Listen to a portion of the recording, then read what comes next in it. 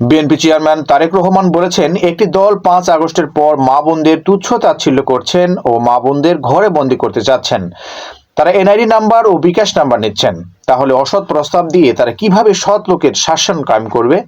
সোমবার দুপুরে যশোর উপশহর degree college মাঠে বিএনপির নির্বাচনী জনসভায় প্রধান অতিথির বক্তব্যে তিনি এসব কথা বলেন।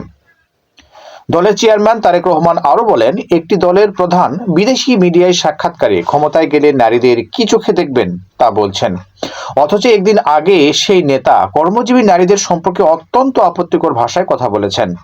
যারা নিজের দেশের অর্ধেক মানুষ সম্পর্কে এমন অপমানজনক কথা বলতে পারেন, তাদের কাছে ভালো কিছু আশা করা যায় না।